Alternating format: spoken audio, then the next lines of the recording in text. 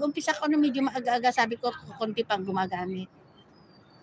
Talagang paputol-putol. Kanina nga namatay ako ng 2 beses. Trying hard lang talaga ako na makapag-live. Kahit paminsan-minsan, kahit napuputol.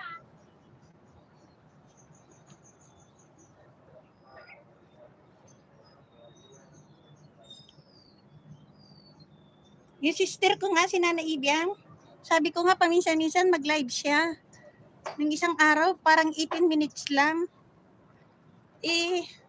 May problema yata siya doon sa SIM card doon kasi bago lang siya sa Spain eh. Parang hindi pa siya nakaka-recover kung paano daw doon ng... Pero nakapag-click na siya, kaya lang pagdating doon, hindi niya mabuksan yung CP niya sa dollar sign. Sabi ko, testingin niya, sabi pag siya masyadong gawa. Ngayon ay anong oras na ba ngayon? Alas 8. So parang tulog pa, parang gabi pa doon, madaling araw siguro ngayon sa Spain.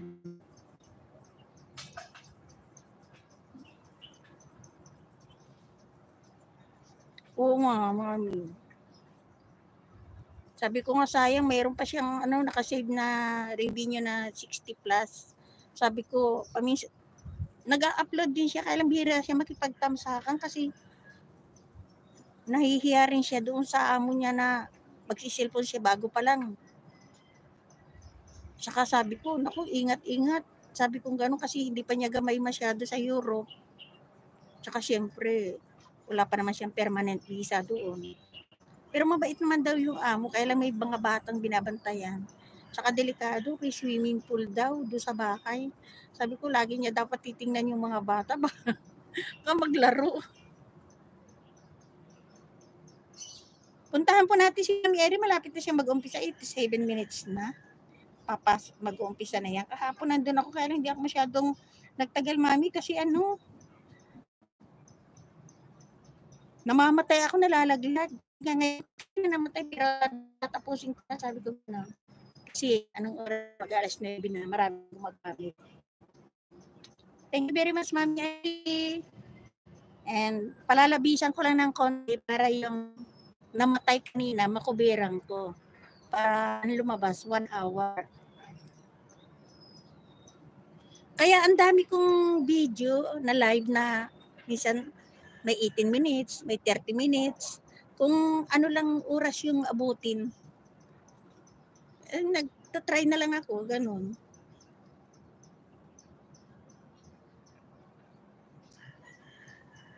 Thank you, Mami. Mami Irene, nandiyan ka pa ba?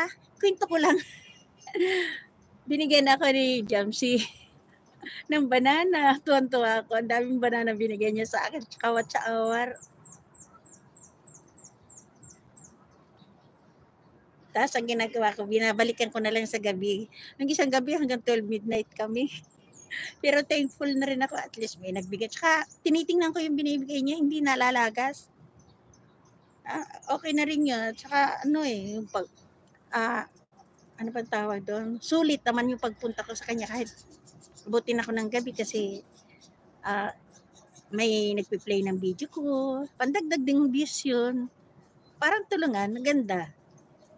Okay na okay yung niya. Isang gabi nga ako lang nandun para si Hazel wala eh. Ay, wag kang mapuputol, malapit na kitang putulin. Ilang minuto na ba? 15 minutes ang palalabisan ko. Palalabisan ko lang po ito ng 15 minutes. Alam na po ako. Maraming salamat sa mga nanood ng aking live. Yung pong babang yon, nandun yung anak ko. Doon sa baba na yan. Andito ako sa taas kasi nagsasampay. Dito ang labahan namin sa taas. Tapos yung umuusok na yon, nakita ba? Yun, nagtatawag.